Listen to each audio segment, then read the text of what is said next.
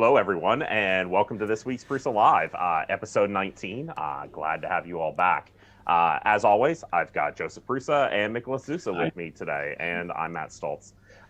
Hey, how are you guys doing? You guys got some snow finally in Prague, right? Like it's. Oh yeah, it is. I would say I haven't seen this much snow in Prague in like 10 years, I would say. So much snow. Yeah. It's crazy.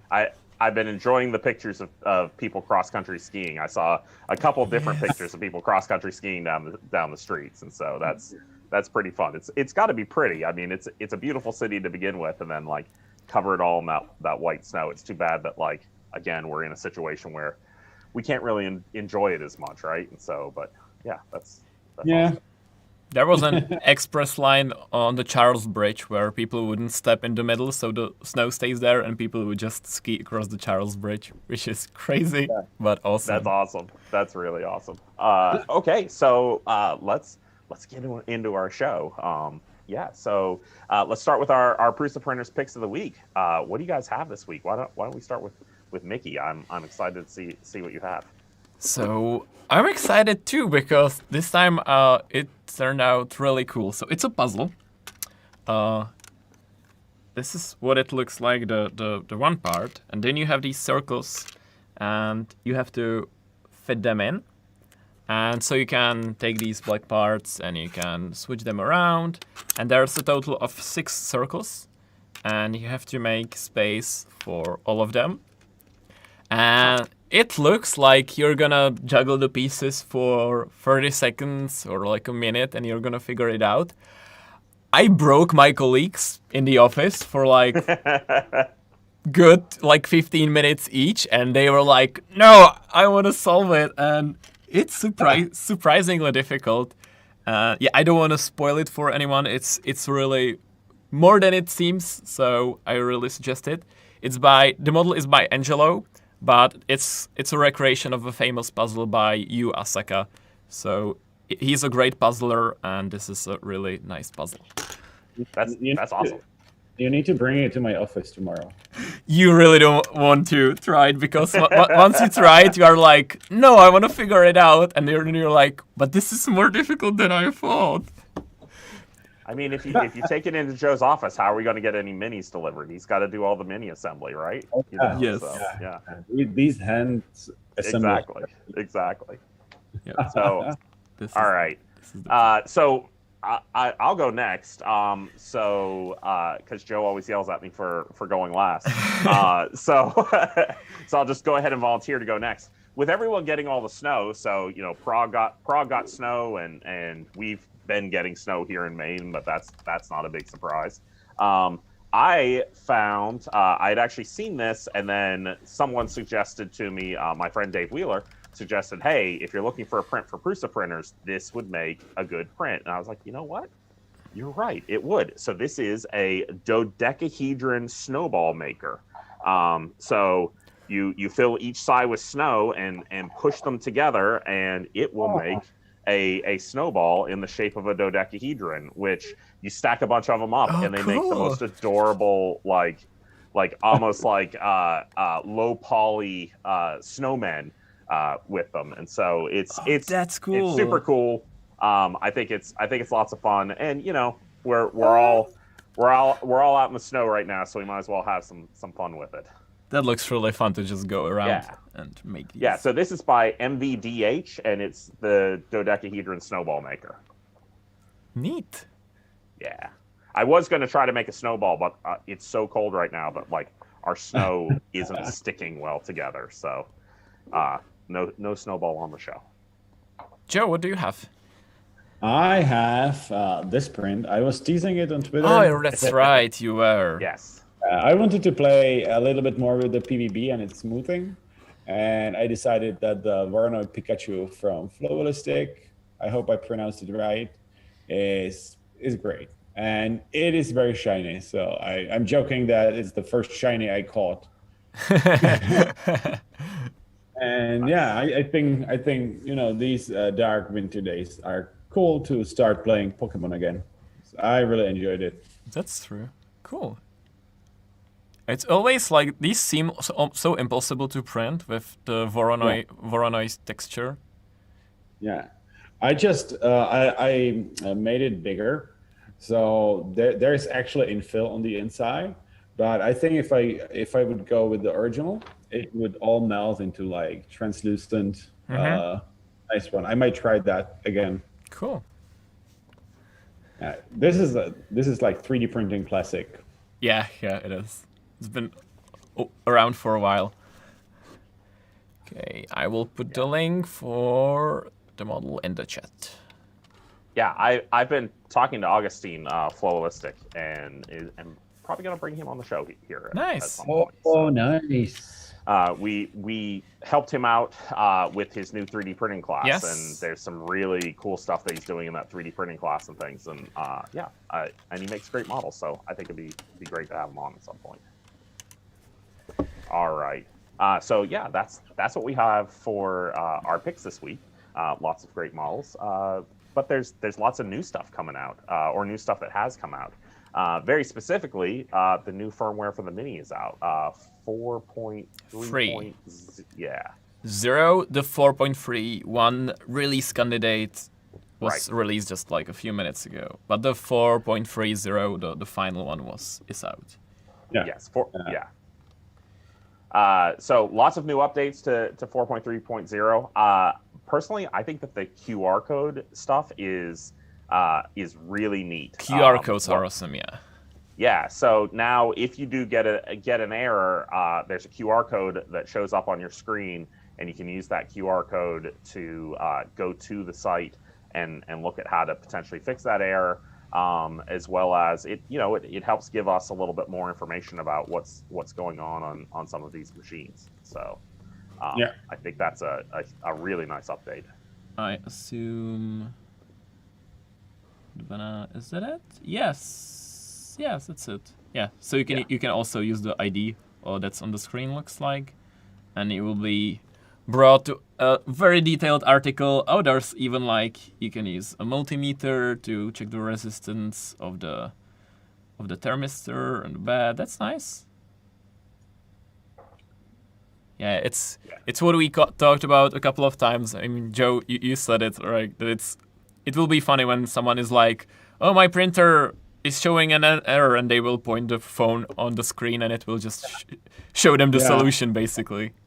A lot of people are just taking picture of the screen, and it's like, "What's up, guys?" Because I guess nobody wants to look up manuals. But this on most modern phones will circumvent the posting to the social media, because it will just bring the link directly to you. Yeah.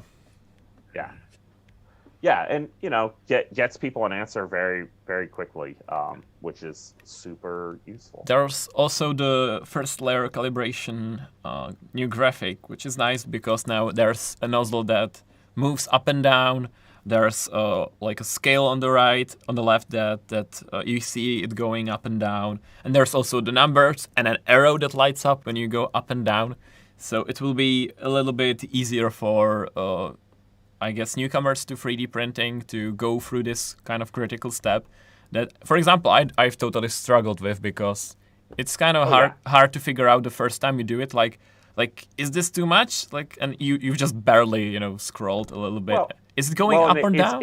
It's always that question of like, is negative closer to the bed, or is negative further from the bed? Because what am I trying to get here? And so I think that will really help people out with kind of, like you say, visualizing what the nozzle's actually. They will see they will see the nozzle going down, so and the arrow showing down, and the thingy on the left also going down. So everything is going down, so hopefully it will be like foolproof that the nozzle is going down. Right. Yeah, it's really fun, and both of these things kind of tie into the fun things that we're now being able to do with the full color, graphical screens on the Mini, and it's going to be interesting to see what all our developers kind of come up with in the future to take that even further, because I think we're just kind of hitting the tip of the iceberg, because this isn't something we've been used to having access to. We now have a color screen. Now we have a color screen. Like, there's so much to do. But for the more advanced users, I think we have the sheet profiles there. Yes. That is what a lot of people will appreciate. Yeah, absolutely. So the new sheet profiles ties right into that leveling side, right? So you can keep track of the sheets and the settings that you set in for how close your nozzle is to the sheet. As you switch between sheets, you'll be able to retain those settings, which is big. So if you're switching between your textured sheet to your smooth sheet to your satin sheet, depending on what it is that you're printing, all of your settings will be remembered and transfer through as you switch sheets, which is great. Huge time saver. Yes, and there are like a bunch of things. This was kind of a big release. It took a while to go through the testing.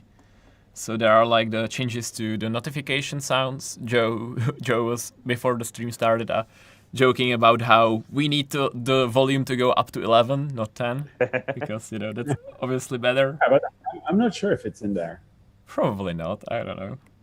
I know notification settings are in, like changes to the notification audio settings are in there, but I don't know if the volume is necessarily Someone in there the yet. chat can check it out for me. Yeah. And honestly, there's a bunch of other changes in there. The GitHub release page has the full change log, so you can see all of the different things that are in there. But these are just kind of some of the ones that really stand out to us as being big, super cool changes.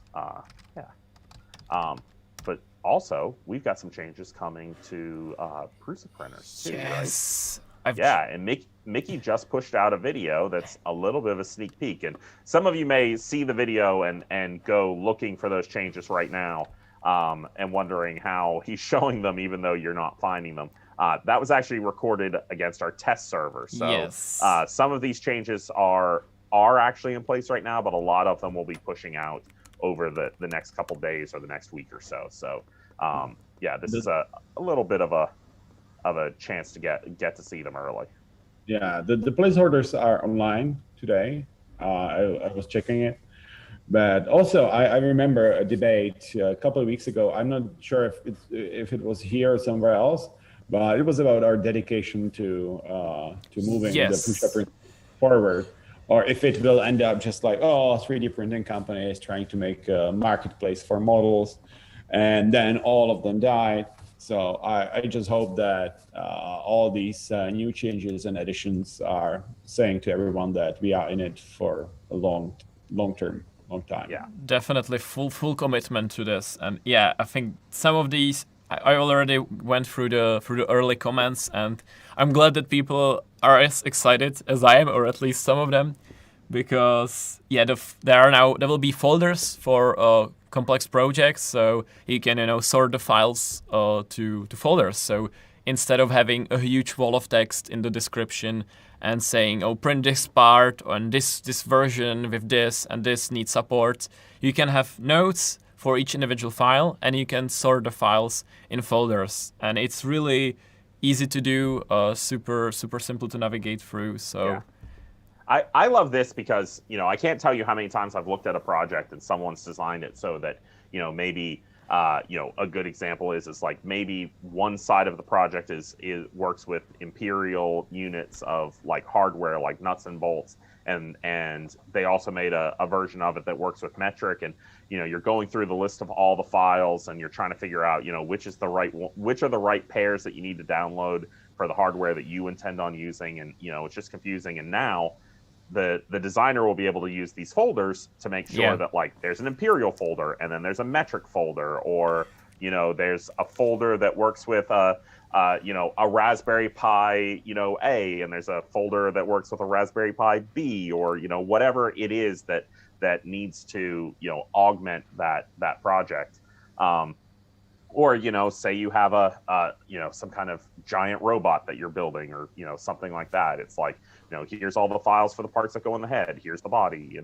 And I think that organization is going to be so much easier to work with. There are already some questions folders only when creating, or can you also edit them when you go and edit the print? You can everything that you can make when you first upload the print, you can also edit it later. And does it folderize just one project, or can you make folders like across projects? So folders are for files in one project. So, you know, you upload a robot and you split the parts, whatever. If you want to folderize, like make a collections of your different projects, that's a different thing. It's called collections. You can totally make a collection of your own prints just for you and others to have it like easily sorted. So I would use collections for that. Folders are for files in one project. Yeah, but there's like more stuff you can. We've already mentioned the labels, but you can also, it's the like little things. You can rename files directly in here. So, you know, I'm sure like I'm not alone where I upload the file and then I realize, oh, the name is wrong. Like it's not very descriptive, but I would have to delete it, rename it on my computer and then re-upload it. And it's such a hassle. I will probably just leave it as is. So now it's super easy to rename the files right here. There's also the other file section, which was heavily requested, like please let us allow us to upload Arduino files, PDF instructions, and yeah, just a lot of different file formats. So you can now upload all of those, but we didn't want to, you know, add this and just, you know, mix the files randomly with the 3D files. So we kind of waited a little bit before we implemented this. So there will be a separate other file section, and very clearly there will be just all the different files that are not 3D files. Yeah. Because I'm thinking if we would just connect this and our Prusa key, our in-house developed Dozuki, yeah. we basically have this instructables. Yeah, you're actually not far off there for sure. Yeah. Maybe. Also, there's a new text editor when you upload a print, so I'm sure you know these specific editors, you know, headings, bolts, links, whatever. But the cool parts, embedded YouTube players, nice. For me, even cooler part is embedded images. And yes, so this is not like, you know, doubling the images that you upload to gallery. You are putting the image directly in the text. So if you want to show a wiring diagram, well, you can just put it in the text and it will be in the text where we are talking about the wiring, and you won't have to, you know, refer the people to, or go to gallery and find a picture of the wiring diagram somewhere. So that's right. Which to Joe's point of kind of, you know, being like instructables, you know, this now gives the ability to create really good documents on how to build things, and you don't have to make them as like separate PDF downloadable, you know, documents that you know you had to write up in something else. You can just do it right in the instruction section of the thing, and you're good to go. Yeah, wonderful. And one more thing, Miklos, we need to do, as I'm watching this, it just struck my mind. The editing of the file names, I hate it when you don't see it as a text field and you just click on it. But a lot of people don't know that it's editable. We need to add like a little grayed out pencil behind the name. Yeah, not a bad idea to make it. I don't know. Does it not look like a text field? I mean, kind of. Yeah, but maybe the pencil would make it like obvious that you can actually write in the name as well. Yeah, I mean, it definitely looks like an editable text field, but it might just make a little bit more sense. Yeah. There. So. And there was. I will say that to me was also one of the super exciting ones because so I'm an Onshape user primarily for design. And so as I'm making iterations and each time I download an STL, it's just like anything else that you download, and it starts adding, you know, hyphenated numbers to the ends of file names to make unique file names if I haven't deleted something.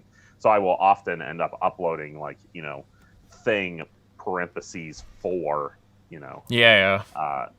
And so now I don't have to worry about before I upload going and changing the file name and then making sure that I'm uploading the right one and, you know, things. It's just also this, upload the one with the last number. There's the cool part is that the devs are working on several things in parallel. So these things that we've shown, I guess go watch the full video if you want to learn more.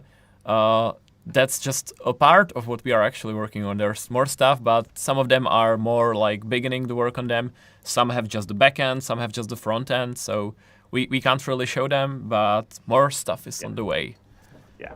There's there's more stuff in your video too. So be sure to check the video that Nicholas released. Link is in the description, I have to assume. Yep. Okay, so let's talk to our guest. Yes. So this week we are joined by Paul from of Polymate3D. Paul makes super cool 3D printed speakers. Let's get Paul on in here. Hello, Paul. Hello. Hi. Hey. Howdy. All right. So thank you for joining us. It's So as I no trouble mentioned, at all. Paul makes 3D printed speakers. And when you hear this, it's easy to kind of take the initial assumption of like, oh, well, he makes 3D printed cases and then inserts a speaker driver that he purchases, and that's how it works.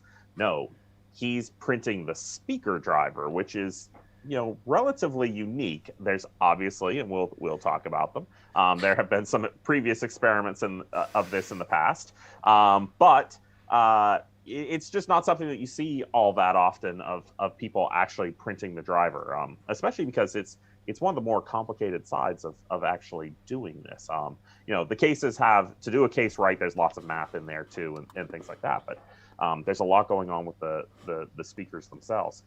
So what kind of first inspired you, Paul, to kind of jump in on, I want to make the actual speaker, the actual driver? Yeah. So I started building audio stuff when I was about 16, 17. Listening to different speakers, just didn't really particularly think the sound was very accurate. And then I went to some place up in central London and listened to a pair of speakers that were about £40,000. And I was like, well, they sound good. So what's the reason? And, you'd say like, oh, it's THX certified or something. And then you'd listen to something like a Logitech THX certified system, doesn't sound the same. So I was like, okay. So I went down the rabbit hole of learning to produce my own speakers using drivers from other manufacturers. And 8 years ago, I made the ones just in the back corner there. Oh, you sure? Okay. Far back, just here. And so they're 8 years old, using standard drivers, and it's probably the best set that I've ever built. So hence I keep those. I use them as a benchmark to constantly go from. And then a year after I got my first printer, so it was about 2016, I decided to give it a go, try building one, and then measure it and see what's wrong with it. Basically, where's all the issues, what can we do to fix them, step by step, which turns out to be a lot, and none of the manufacturers are doing it this way to make their drivers, so I can't really go and read the material and say, do it this way. So that created a big can of worms, shall we say. And then I carried on working on it. It was terrible to begin with. I had a failed Kickstarter as well, back in 2018, and that one worked quite well, but it was very, very complicated when it comes to the parts and cost to build it. Printing was difficult, and so I decided to release one that was on a much simpler magnet system, which is what I used the entire of last year as I was learning more and more. Now I'm gradually working my way up from there. Nice. Do you actually have one of the speakers? I know Nicholas pulled a picture up there, but do you have one of the actual speakers to kind of show driver-wise, I've got some that are currently opened up, so they're not fully finished, but they're examples. So you got this one here, of the one that I'm currently designing. This one I think was number 6, which shows some of the components I'm using currently, just some screws in the back there. And the way it works, it has a screw-on back, but this has already evolved from this point. And then you have a suspension system, so you have the fronts and the back. I've grabbed a few that I haven't used or aren't going to be used. So we've got this one, for example, which is one of the spiders I used before. So is it just, does it make, you just make it thin so that it can move? Yeah, by the magnet? So this is sure hardness 95A TPU 0.5 mil walls, and literally just doing single perimeters all the way up and all the way back down, apart from the very first layer, which I tried to make a flat surface so it creates a standard infill pattern. on the layer adhesion and then goes to a point further back, and then that then creates something that's relatively soft, which has been a big challenge. But these now are coming in about right to where I want them to be. But yeah, you do have to make it incredibly thin to make it work. And it's something that on the website in the next probably week or so, I've got some Prusa Slicer profiles that I've created. So like they're the ones that I use to create the parts itself. Yeah, I went through your website. You have like quite a few to choose from here. Yeah, the website's constantly changing, so it's just changed again even today. But you've got 3 FD51 drivers. You've got WF81, which is a woofer. That's that one there. Yeah. And then Tenacious 6, which it says in development, actually done, and it's on your Prusa website, PrusaPrinters, for people to download and use. Cool. Where I am at the moment is on the new magnet motor moving forward. So at the very top of the website it says magnet motors, and there's 3 that come up along with all the components that you need. And that is, it's not published yet. Okay. That will have all the components you need. And in the case of the one that all the designs up till now have been built on, I do have a kit as well available on eBay for people if it's a bit more confusing to get hold of the parts. And in previous, I'll do it again. We'll get some links for things like if you're specifically in the US, where I know other people have sourced parts from that have worked well. We need to send you some of our in development PC blend filled with carbon fiber. Yeah, something like that would be great, because when you're producing high frequencies, the higher the modulus is, the better it will perform in that area. And when you have the blends like that, they do quite well with resonances as well. So when they reach a breakup point, they seem to work better, in my experience. So what materials are needed for printing your driver? Each one varies. So Tenacious 6, again, the one I basically aim people to go with now, because it's the most up-to-date and uses relatively simple materials, is CPU Sure Hard Disk 95. If you've got something a little lighter or a little heavier, it should still work, but it would change its base response. And then just simple standard PETG for that one. Whereas the current design one, which I'm working on now, which is this one here, currently runs a polycarbonate cone.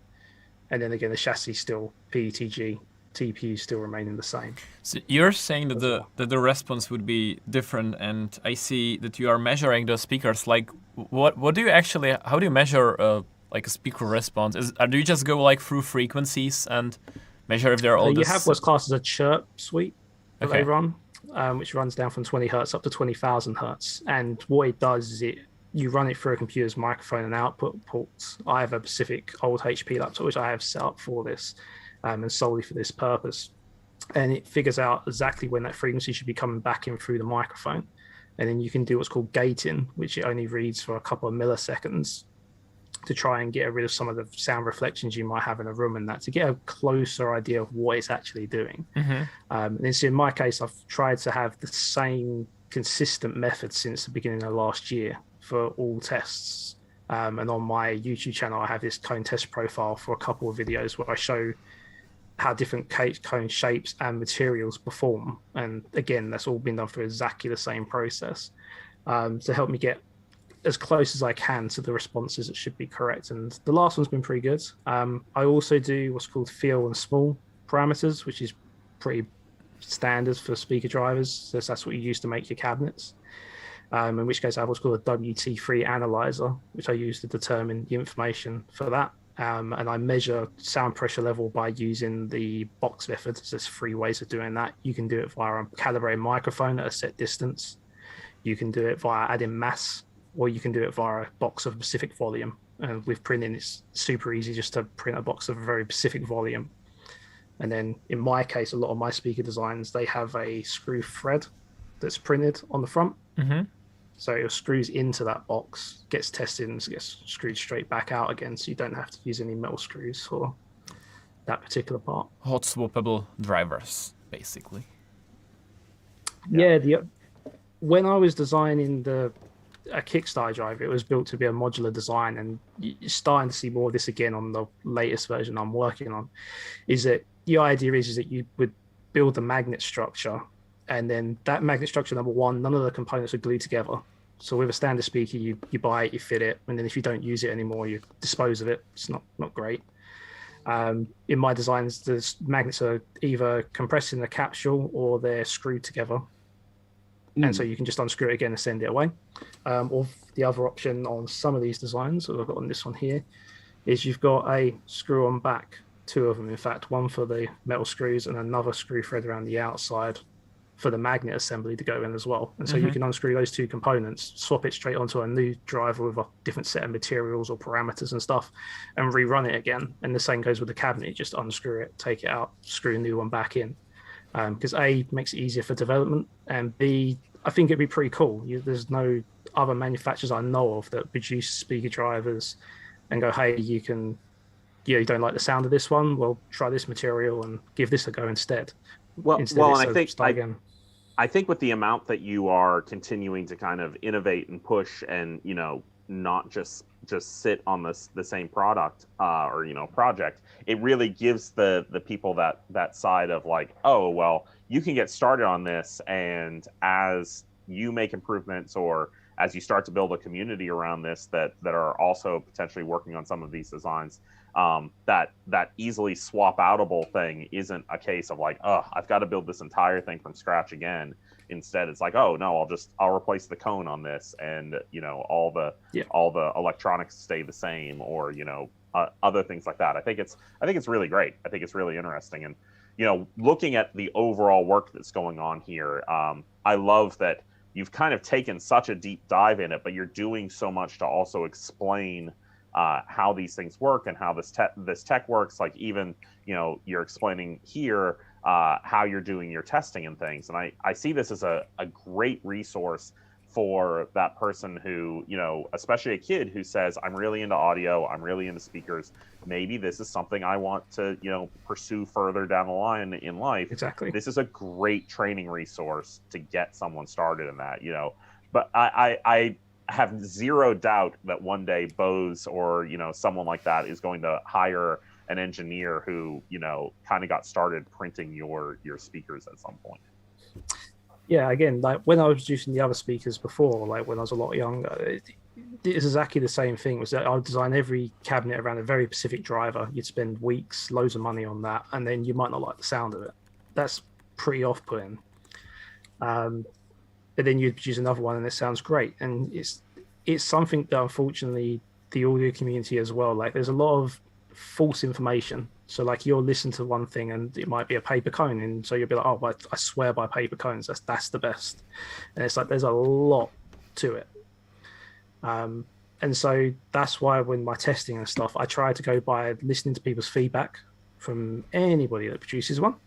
And I also try to use the data to step forwards.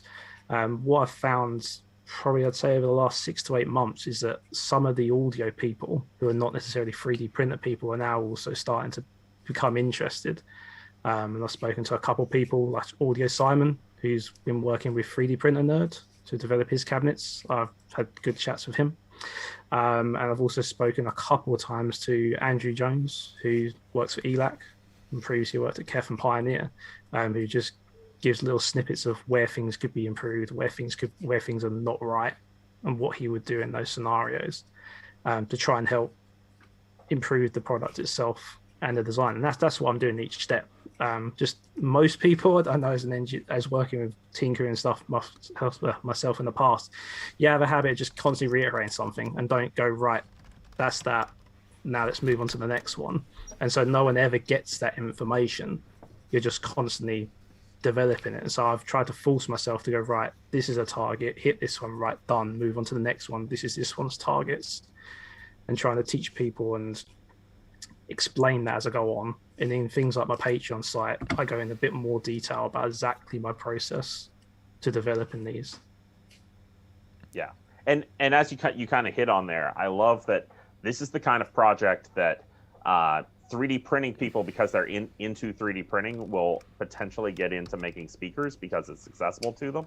But I also love that this is the kind of project that people who are into making speakers might get into 3D printing because they want to be able to be able to make these, and you just get these communities melding even more. And that's one of my favorite things about kind of the maker sphere in total, is the blending of these communities and getting people to kind of work across different things together, and leveling both sides up because of that share of information. Joe, we've kind of hinted upon earlier that maybe some other people had played around with maybe 3D printing speakers in the past too. So you found the video, it seems. Yeah, I think Mickey did. Hi guys. So today I was pretty upset myself because, well, I did it again. I had the stuff in my drawer and It's I from didn't 2013, but yeah, if we actually skip just forward. double-sided sticky tape, some old magnets I found, and this new prototype speaker. This old one was too stiff and wasn't loud enough. So I made this one, which has improved flexible membrane. It's 4-ohm coil made from magnet wire, and Oh my god. Some history. Yeah, and actually, I finished this up. Maybe I might be able to fetch it, but what was cool about this? It was designed to be basically print in place. You just spool the coil on it, and I made I opened like all Bluetooth speaker, and I made like completely 3D printed except for the electronics boombox. That was fun, and I actually think that was like the first fully printed one. I don't know. That is a long time ago. And also, like, at the time, you probably couldn't find a TPU to print with, right? So it looks like... I don't think it was possible to print TPU back then. Yeah, so... 2013, I think, NinjaFlex had just come out, but it was... But I would like to ask, like, the proper speaker designer we have here right now on the chat. What do you think about the design? It's an interesting design. I can tell you that base response would be terrible just due to the stiffness it'll still have, because you've got the front and the back waves cancelling out. Something I dabbled with for a little while back, I tried it on spiders, so the suspension underneath, and found that after like a good few hours of heavy use, it would just snap anyway. Yeah. In your case, it's probably too stiff and it won't snap because it would have been fine. But again, that's a common thing you hear, is a lot of people be like, oh, it's 3D printed parts, it won't survive, it won't work very well. But one of my earlier designs like ran for 200 hours plus before I changed it out just for testing purposes to see how would it go, and had no issues at all. Yeah, this would be, when we have the tool changer out, I might revive this project and make like hinges from nylon, so it can do like, it can last longer. And other stuff like that. Yeah, that was a fun project long time ago, and actually it took me like a weekend to get it to work. But as you said, the response wasn't very good. Yeah, but it was very easy to build, and I think it might make a great educational kit. I'm taking notes.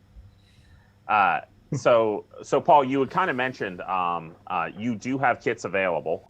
Speaking of, I have kits for the magnet bits, and then you print your parts to the TPU and normally PETG. There are others you can use for different materials. And people on Twitter are more than happy to message me. I'm always happy to guide for people and help them through making any decisions or any confusion. Yeah, and your Twitter is right there on the screen. It's Polymate3D or at Polymate3D. So super easy to get in touch with Paul and ask him any questions. And yeah, we can't wait to see what else you come up with. So, if any of you guys want to give these a try, there are designs available on PrusaPrinters.org. Again, Polymate3D on PrusaPrinters. Super easy to find. And then the other parts that are out there, it's a shame here in the US that Radio Shack isn't available anymore, because like the majority of the stuff that's in here, you'd be able to just especially the magnet wire and stuff like that, you'd just be able to run out to Radio Shack and you could get started today. But they should definitely be parts that are accessible over the internet to get I'm a hold sure. of. By the way, you can imagine I'm going to have to at some point have to go back and go through PrusaPrinters and start adding some folders. Oh yeah, yeah, and notes. Yeah, for sure. So thank you, Paul, for joining us. This is super cool, and I do. Did you want to have a quick listen at all? Yeah, I totally forgot that you had one that we could hear, because that's the important part here, right?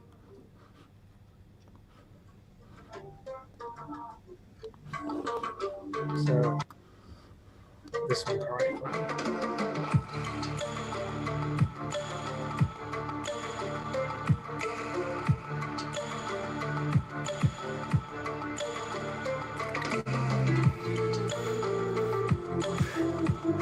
I mean, Very cool.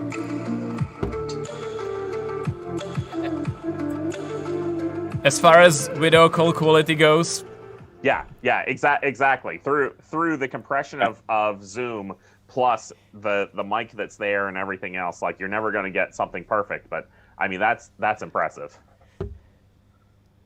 Well, thanks for having me as well, guys. I really appreciate it. Wonderful job, and best wishes to I mean, I would say to Continued success. Yeah, but I was going to say to get the perfect speaker, but I mean, there's no such thing as a perfect speaker. So Yeah, just a set of compromises. Don't get too deep into this rabbit hole. Yeah, for sure. Yeah, don't obsess over it too much, because it's already awesome. And we can't wait to see what comes next. So thank you very much for joining us. Thanks, and Paul. We look forward to checking out more. Thank you again. Take care, guys. See ya. see you. Oh, that's so cool. It is. Paul is smart. Chat was saying, "Oh, stream will get flagged for music," but Paul thought about that and he picked a copyright-free music. Yes. Yeah. So Paul does have his own YouTube channel, so he's already very familiar with this, and knows what to use so he doesn't get in trouble. So that's really great. Super cool project. Yeah. I don't know. I've been following it for a while, and I was trying to figure out who to have on, and it just kind of snapped to me of oh, that is a cool project, and it's available on PrusaPrinters, right? There's some of the drivers that you can get right on PrusaPrinters, so it's. I should talk to the guys that pick the featured prints and put some of his models on the homepage. That's not a bad idea. Yeah. Talk to those guys. Yeah, I will. Yes. So we've got some cool prints out there. You guys keep sending us in really, really awesome prints on the PrusaLive contest, which keeps going. Reminder, send us. Oh, we might have lost Joe. Send us your prints at pound PrusaLive on Twitter. Prints on the print bed, please. Oh, there, we got him back. Not quite as good of a camera, but it'll do. Yeah. So yes, so send us pictures of your prints still on the print bed, pound PrusaLive, and you might have a chance to win some filament. So let's take a look at who we have for this week. Mickey, who is our third place? So I want to, before I share my screen, I want to double check that I don't. Okay, I think I got it right. Okay. I numbered them. Okay, so with number 3, we are going to Jordan, Mad Monkey. Yeah. And this Prusa Azure Blue print. Is that? Yeah. So one of the things I find fun about this print is people keep saying, and Wexter has commented back on this, people keep saying, is that Agent 47? It's yes. It kind of looks like it, but it's not. Yes. Yeah. Or is it Dr. Manhattan? It's Dr. Manhattan, yeah. Manhattan.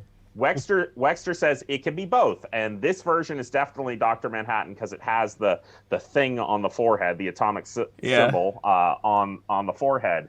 But I believe Wexter has a version where that's cleared off too, and it becomes Agent 47. Nice. And I must say, it is pretty close to Agent 2, because we've been playing a couple days ago with my brother, Hitman 3. So, yeah. Well, I thought that the azure blue on this one was just perfect for Dr. Manhattan. Because that kind of glowing blue is just, so fitting for the character. And so, and it's just such a clean print. It's kind of hard to go wrong with a Wexter model also. Yeah, I think like maybe third of our nominees for this week were from Wexter. Right, exactly. I also commented that it's easy for me to tell when Wexter releases a new model because suddenly my feed just gets like filled with whatever this new thing is. So super fun. Congratulations, Jordan. So who do we have for number 2 there? Number 2 is super cool. I'm really excited about this one. So it's by Ellen Zofer. And look at this. I'm not gonna like enlarge it. Look at this picture. Do you realize what's going on there? It looks like... Oh, I get what you were talking about. Yeah, it's so cool, right? So this is not a part that's illuminating the print, or I mean a little bit, but it's an MMU print where Ellen uses different filament colors to emulate lighting, which is super cool. I've never seen anyone else done that, and it's just such an interesting idea. It's so wild. You can see the like azurish blue, then the very dark blue, and then it gets like to this super dark grayish blue color. It's cool, right? That is wonderful. Yeah. Also, Mark II's MMU1. Wow, that's some OG MMU. Cool. Yeah. Yeah, super cool print. Really great technique. Yeah. Just the time it takes to like get the right colors to make all of that work is impressive. And actually, I don't know, it could be something cool to do in the future. As as we start to look for things that we need in Prusament, but like creating gradient shades. So there's like a series of say blues or greens or whatever that all kind of go together, but are gradients. It's neat. It's really glittering. Yeah. It's really visible on these pictures from the side where it's like it has flat lighting. Everything is illuminated equally. Now you can really see what is going on. But I almost missed this, and I think Matt, you did, right, when you were going. I did. I totally missed exactly what was going on. Because when you, I thought it was a cool print just as is, and actually I thought it was neat because of the way that he had shot the different parts of it on the bed. I actually liked the photography side of it. Yeah. But totally missed exactly what was going on with the effect there. Okay, so I guess it's time to go for the first place. So first place. So drum roll. But we had a rule for a long time when we were doing these, or actually, it was a rule when I thought this was only going to be a one-time contest, that we were just going to do it for PrusaLive number 10, and then thought that maybe we would do it for like 10 and 20, and then Joe was like, no, let's do it for every show, and at some point it was like, okay, this rule really isn't fair entirely because he just keeps on knocking it out of the park. And like there was a reason why we said that Filament Frenzy couldn't win the first one, but man, this time like there was just kind of no question. Let's take a look at that toucan. What? Come on, guys, that is just incredible. It is beautiful. So this is a mixture of multiple prints. As he says, total print time 136 hours there. 11 different colors to make this entire thing work. This is just incredible work. Just like taking it to an entirely different level. It is super nice. Holy moly. 3,400 tool changes. Wow. Yeah.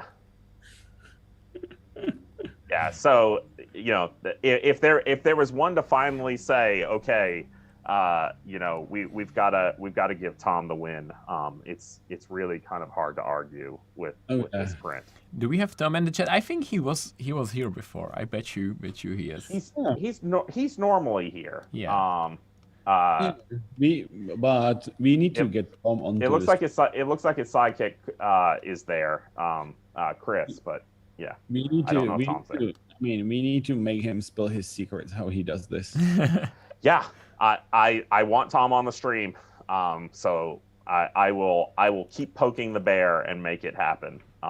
Tom, if you can hear this, you heard it. We all want you on the stream. So yes, let's make this happen. Okay, so with that, let's take some questions while we still have another like 10 minutes or so. I've seen a lot of questions in the chat during the stream. I did get a question, and it might be a difficult one, but I did get a question ahead of time, which came from our buddy Neil 3D Prints, who asked me, how are things going, and are we still looking at making the magnetic filament? Because he is definitely interested in that. Well, that is definitely in the pipeline together with so many things. Yeah. So we don't know any dates or something like that. Usually, it is something like with everything, every new development, making like 10 spools is fine, but when you want to do the production at the quality we want, it is completely different beast. So yeah, these things take a while. Yeah. So still in the works. The PrusaMint team is still trying it out. But yeah, no definite of when it'll come. Yeah. So satin sheets, yeah, that's still kind of a problem. Still restocking. They will come to the eShop eventually. I don't think we have any update on that, do we, Joe? Probably not, right? There was some info, but honestly, I don't remember it right now. Maybe we're preoccupied with other things. Yeah. Height modifier settings for temperature coming to PrusaSlicer so that I can make a temp tower. You can already. I have on my to-do list to add this as an example in the documentation, but if you look for insert pause or custom G-code, or if you just navigate to it in the PrusaSlicer documentation, the slider where you can add color change, you can right-click it, and then you can add custom G-code. I will include the example. Maybe it's in the comments. I don't see it. But basically, yeah.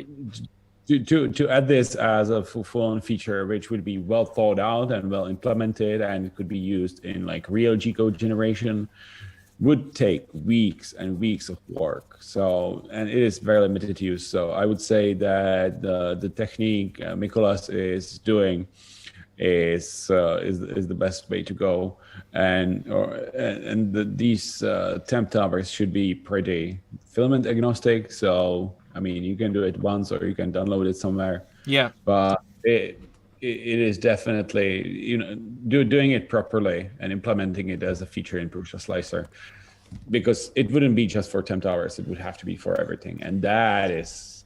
I mean, if you look at all the dependencies of the multi-material printing and all this stuff, it is heaps of work. So yeah, if you have a mini, or if you have Mark 3S or something, there are generated G-codes on PrusaPrinters already. And honestly, this technique is super easy. You just insert custom G-codes, and you have to look up what is the G-code for set nozzle temperature, and you just set use the G or M. It will probably be an M command, and set it to whatever you want. Sure, it will take a while to reach the temperature, but you will be probably increasing it gradually as you go up. So if it heats up in 10 seconds or whatever, doesn't affect your test very much. So this is really, really easy way to do it. Okay.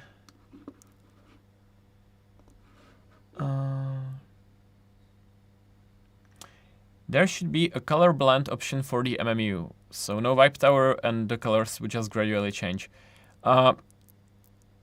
It probably wouldn't really work because the extrusion isn't very consistent. The moment the color changes, there's like air trapped in, and it would pop in, blob. It would leave some holes in the side. So. And it wouldn't be fully gradual because you have to just get one out and put one in, and you have to prime it. So there wouldn't be much of a mix-up. So wipe into infill, I guess, because it's not the end of the world if the extrusion changes a little bit in the infill. So I guess that's your best bet, and have just a tiny wipe tower somewhere on the side. Jeremy Babcock wants to know if anyone's made Joe a printable hat yet. No. I definitely think we need someone to get on that. That's a challenge, everyone. Design us a printable hat for Joe to wear.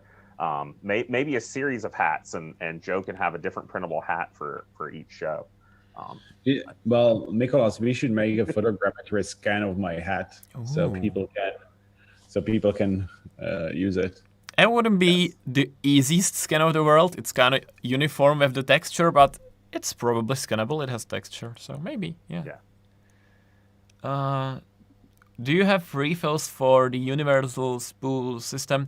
When we released Prusa, there was an article that came out, and it describes the design process of the spool. We tried cardboard. We tried all sorts of options. We also tried the respool, like refill system. It was kind of a mess. You just hold the filament with zip ties, and you can't get the winding very good. And if the user makes one little mistake, it's just maybe we will think about it again in the future. But for now, we are just sticking with super nicely wound filament. It is worth noting that the core of our spools are cardboard. It is, yeah. So while they're not entirely cardboard, the core of our spools are. So there's plenty of spools that are out there on the market that the entire thing is plastic. We just use plastic where it kind of works the best. And the core, like the core of your paper towels or your toilet paper, whatever, is a cardboard core. So. Also, the sides have the hexagons, so they use as little plastic as possible. Right. And yeah, it's not solid. You can recycle them. We've done a whole design contest.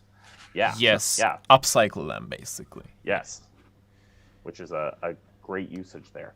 All right. I think we have time for one or two more questions. How is UK shipping coming along? So I'm still holding with the tweet that it's okay. You are watching PrusaLive, so you get the best info.